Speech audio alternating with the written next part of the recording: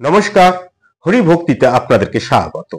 আজকে আমরা কথা বলবো আমাদের মহান সনাতন হিন্দু ধর্ম তথা দর্শনের একটি অন্যতম আধ্যাত্মিক ধারণা, বিশ্বাস, আচার, সংস্কার, গৃহদেবতা এবং ইষ্ট দেবতা নিয়ে।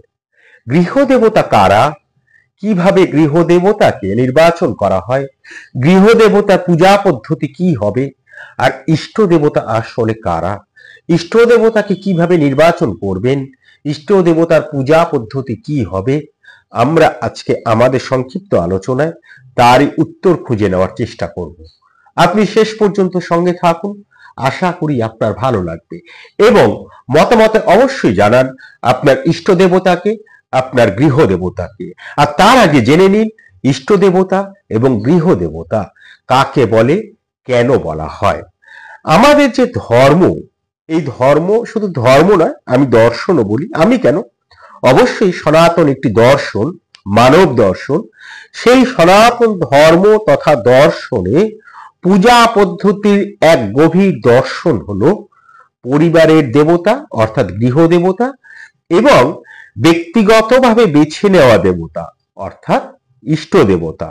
এবং এই যে দুটি ধারা, এই দুটি ধারাই কিন্তু সমান গুরুত্বপূর্ণ, কিন্তু উদ্দেশ্য ও অভিজ্ঞতায় মৌলিক কিছু পার্থক্য রয়েছে।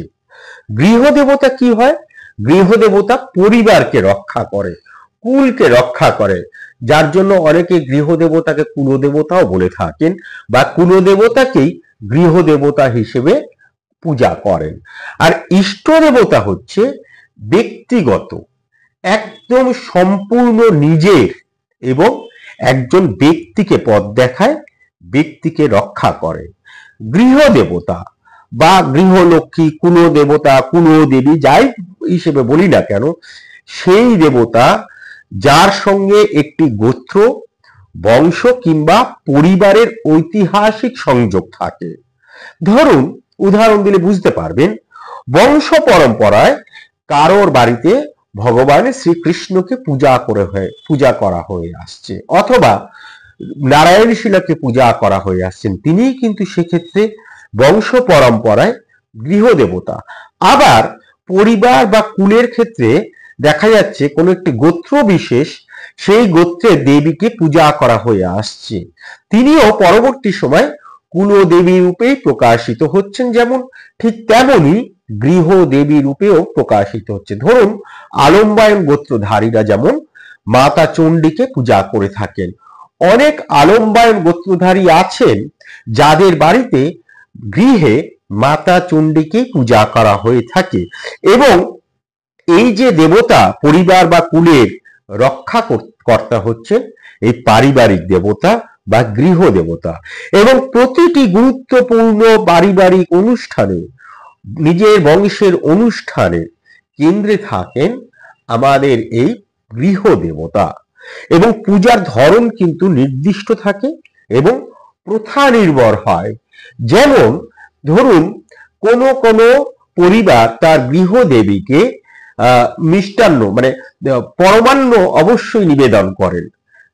আবার ওই একই দেবী যখন অন্য গৃহে পূজিতা হচ্ছেন, সেখানে পরমান্ন নাকি নিষিদ্ধ। আসলে এটি প্রথা, পারিবারিক প্রথা। পূজার ধরনটিও কিন্তু নির্দিষ্ট থাকে পরিবার অনুযায়ী এবং প্রথা নির্ভর হয়ে থাকে।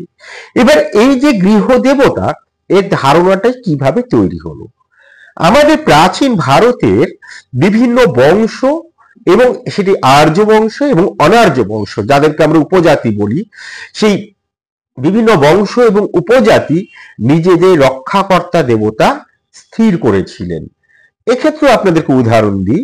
ধরুন, রাজপুত যারা, তাদের কুলদেবী হচ্ছে চামুন্ডা, এবং সেই কুলদেবী পরবর্তীকালে গৃহদেবী হিসেবে, গৃহদেবতা হিসেবে স্থান পেয়েছেন।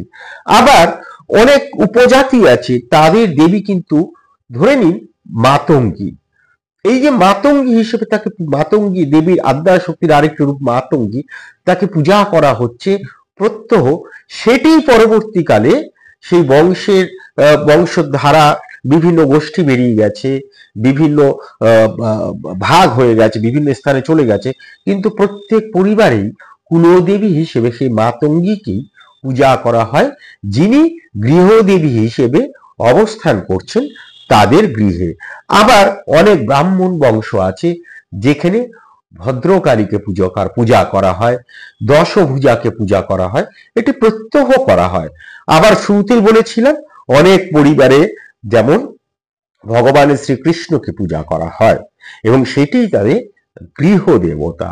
বৈদিক পরিবারে অগ্নি, বৃষভানন্দ, সূর্য ইত্যাদিকে গৃহদেব বা গৃহদেবী হিসেবে মানা হয়। এবং এই যে দেবদেবীদের কথা বললাম, এরা কিন্তু কেবল এরা যে খুব কল্পিত সেরকমটি বলা যাবে না। তার কারণ এরা একসময় সমাজ এবং গোত্রের নিরাপত্তা, ঐক্য এবং মূল্যবোধের প্রতীক ছিলেন। সেই হিসেবে এদেরকে আমরা পুরোটাই কল্পিত এরকম বলতে পারি না। তার রূপটা আমরা কল্পনা করেছি, কিন্তু শক্তিটি কিন্তু কল্পিত নয়।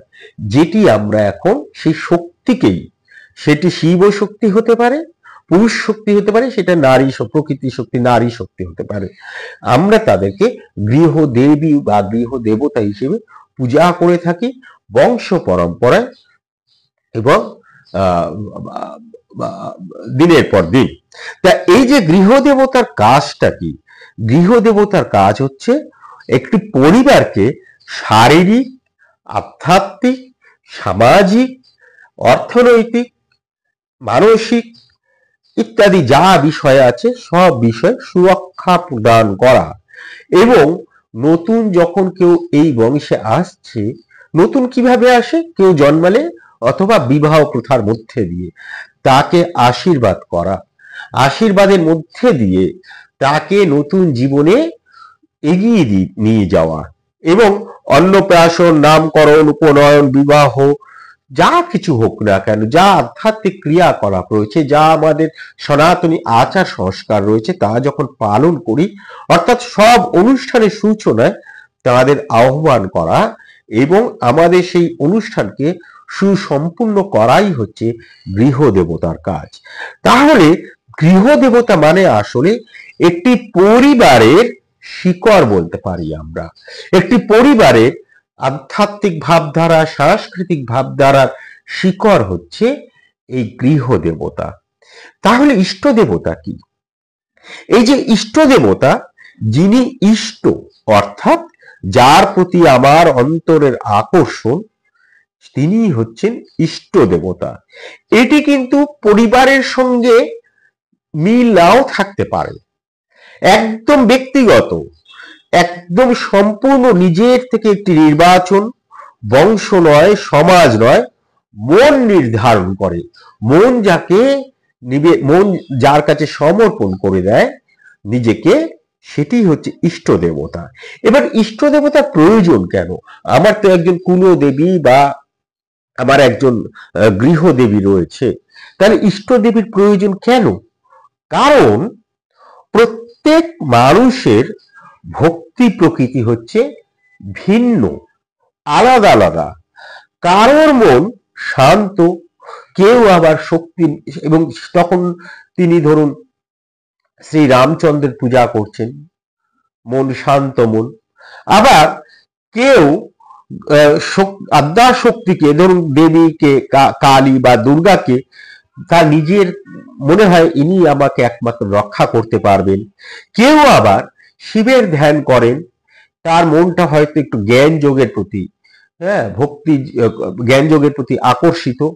আবার কেউ শ্রীকৃষ্ণের লীলা রূপে অনুপ্রাণিত হন। তাহলে এই যে প্রত্যেকের ভক্তি প্রদর্শন, এবং যখন নাকি ভক্তি প্রকৃতি আলাদা হয়ে যায়, তখন স্বাভাবিকভাবেই ইষ্ট দেবতা কিন্তু আলাদা আলাদা হয়ে যাচ্ছে। আবারও বলি, কারোর কুলদেবী বা বংশ মানে পারিবারিক দেবী হতে পারে চণ্ডী, ধরে নিচ্ছি, কিন্তু তিনি মনে মনে জ্ঞান যোগের যখন চর্চা করেন, তখন তিনি স্বাভাবিকভাবেই শিবের প্রতি আকর্ষিত হয়ে যান। অথবা তিনি যদি কৃষ্ণের লীলা রূপে অনুপ্রাণিত হন, তখন তিনি ভগবান কৃষ্ণের প্রতি আকর্ষিত হন। এই যে ইষ্ট দেবতা, এই ইষ্ট দেবতা আত্মিক যাত্রার পথ প্রদর্শক। আর তাই সেই তার মাধ্যমে একজন মানুষ ধ্যান, জপ, প্রার্থনা সব করতে পারে। আপনি অবশ্যই কমেন্টসে জানান আপনার ইষ্ট দেবতাকে, আপনার পারিবারিক দেবতাকে বা গৃহদেবীকে। যাই হোক, এই যে ইষ্ট দেবতার ভূমিকা কি আমাদের জীবনে? ইষ্ট দেবতার ভূমিকা হচ্ছে, বলতে গেলে বলতে হয়, আমাদের যে মানসিক শক্তি, সেই শক্তি কিন্তু হাজার গুণ বাড়িয়ে দেয় হচ্ছে এই ইষ্ট দেবতা। এবং কঠিন সময়ে দেখবেন আমরা কিন্তু তার নামটা করি, হ্যাঁ, হে ভগবান আমাকে রক্ষা করো, যেমন অনেকে বলেন। আবার অনেকে বলেন হে শিব আমাকে রক্ষা করো, হে দুর্গা আমাকে রক্ষা করো, মা মা কালী তুমি আমাকে রক্ষা করো। এরকম আমরা আলাদা আলাদা বলি না? তা এই যে কঠিন সময়ে আমরা বলি কেন? আসল তিনি আমাদেরকে পথ দেখান, এবং আমরা যখন ধ্যান করি, আমরা যখন সাধনা করি, তার কেন্দ্রবিন্দু হয়ে ওঠেন এই ইষ্ট দেবতা। জীবনের উদ্দেশ্য স্পষ্ট করে দেন এই ইষ্ট দেবতা। ইষ্ট দেবতা মানে আসলে মানুষের হৃদয়ের নিজের দেবতা। এবার এই যে গৃহ দেবতা এবং ইষ্ট দেবতা দুটি তো পৃথক হয়ে যেতে পারে, তাহলে এই যে সম্পর্কটা কোথায়? অনেকে মনে করেন যে এই দুটো আলাদা, মানে সংঘাত হয়। আসলে কিন্তু ঠিক উল্টো।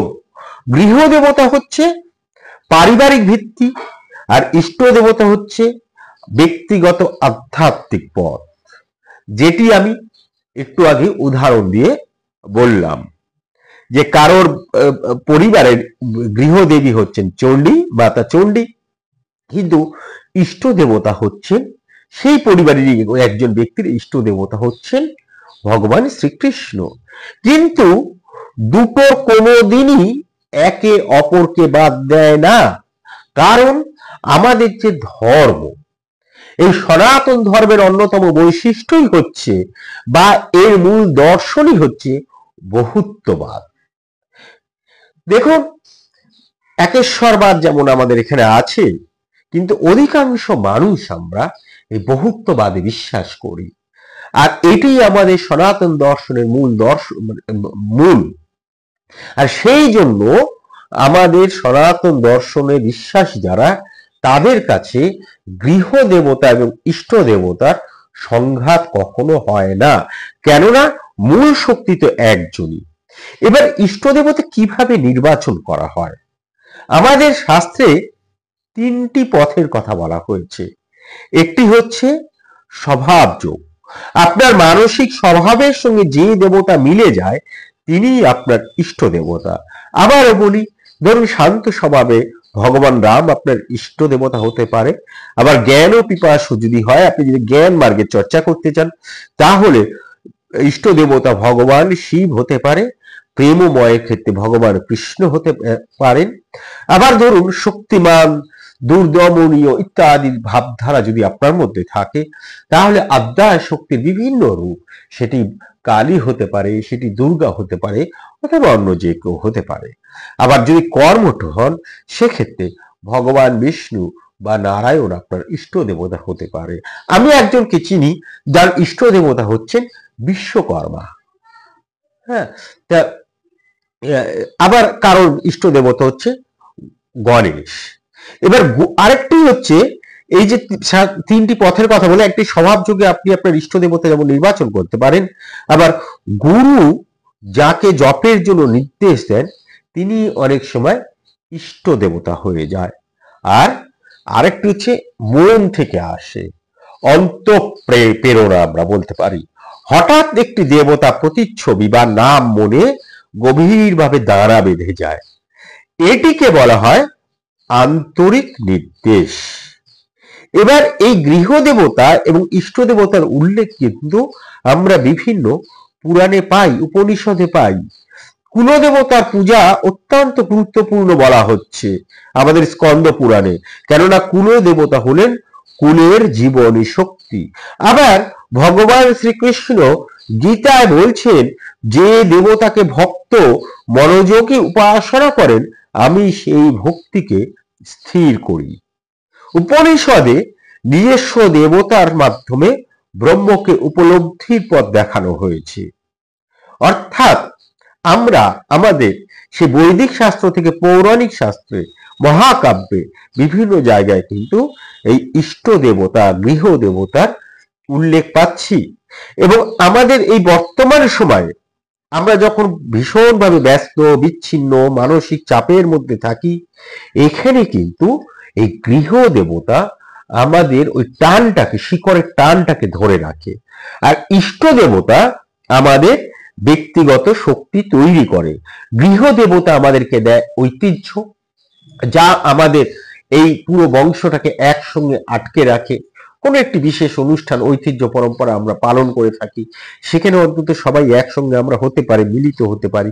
আর ইষ্ট দেবতা আমাদেরকে শক্তি, শান্তি, দিক ও নির্দেশ দেয়। এই বর্তমান সময়ে বিশেষ করে এই যে এই অস্থির সময়ে, তাই জন্য একজন গৃহদেবী বা দেবতা, একজন ইষ্ট দেবী বা ইষ্ট দেবতাকে অতি বেশি প্রয়োজন। এবং এই যে গৃহ দেবতা এবং ইষ্ট দেবতাকে আমরা কিভাবে পূজা করব, বলা হয় যে বছরে একবার বিশেষ পূজার আয়োজন করতে হয় গৃহ দেবতার জন্য। বাড়ির বড়দের নিয়ম অনুসরণ করতে হয় এবং পারিবারিক যে কোনো অনুষ্ঠানে প্রথম তাকে আহ্বান করতে হয়। আর ইষ্ট দেবতার ক্ষেত্রে কিন্তু প্রতিদিন জপ ধ্যানের প্রয়োজন অবশ্যই হয়। ভক্তি দিয়ে তার নাম ও গুণ কীর্তন করতে হয়। এবং ইষ্ট দেবতাকে যদি আপনি তুষ্ট করতে চান, তাহলে অবশ্যই আমাদের যে শাস্ত্র রয়েছে, বিভিন্ন শাস্ত্র, তা অন্তত একদিন করে 5টা মিনিট সময় বের করে প্রত্যেক দিন একটু পাঠ করুন। যদি গুরুর নির্দেশে ইষ্ট দেবতা নির্বাচিত হয়ে থাকে, তাহলে গুরু যে মন্ত্রটি দিয়ে দিচ্ছে সেটি অবশ্যই সারা দিনে পাঠ করাটা অতি প্রয়োজন। আর এইভাবে প্রত্যেক দিন কুলদেবতা বা গৃহ দেবতা বা ইষ্ট দেবতা, এদেরকে অবশ্যই স্মরণ করা আমাদের ধর্মীয় নির্দেশ কেবল না, ধর্মের একটি তাৎপর্য, আমাদের ধর্মীয় তাৎপর্য। আর তার মধ্যে দিয়ে আমরা যেমন আমাদের পরিবারকে বেঁধে রাখতে পারি, তেমন নিজেকে আরো উন্নতির দিকে নিয়ে যেতে পারি। কারণ আমাদের ঐতিহ্যই হচ্ছে আমাদের শিকড়।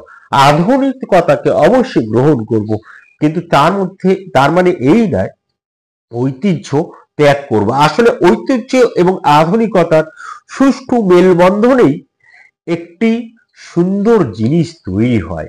সুন্দর ভবিষ্যৎ, পরবর্তী প্রজন্মের সুন্দর ভবিষ্যৎ এইভাবেই তৈরি হবে বলে এটা আমরা অনেকে বিশ্বাস করি। আমাদের আজকের আলোচনা এই পর্যন্তই। অবশ্যই কমেন্ট সেকশনে জানান আপনার কুল দেবতাকে, আপনার ইষ্ট দেবতাকে। আর যদি ভালো লেগে থাকে আমাদের আজকের পর্বে যারা নতুন ছিলেন, অবশ্যই আপনারা আমাদের চ্যানেলটি সাবস্ক্রাইব করে পাশে থাকা বেল আইকনটি টিপে দিন। আমরা প্রত্যেক দিন আমাদের এই মহান সনাতন হিন্দু ধর্ম তথা দর্শনের বিবিধ বিষয় নিয়ে কথা বলি, আলোচনা করি। তার নোটিফিকেশন যেমন আপনি পেয়ে যাবেন, ঠিক তেমনই আমরা ভীষণভাবে উৎসাহিত হই। আর সেই উৎসাহকে পাথেয় করেই আমরা আগামী দিনে আরো অন্য কোনো বিষয় নিয়ে কথা বলবো, এটুকু আমরা প্রত্যাশা করি যে আপনারা অবশ্যই সেটিও শুনবেন এবং আমাদেরকে উৎসাহিত করবেন। আজ এ পর্যন্তই। ভালো থাকবেন। নমস্কার, ধন্যবাদ।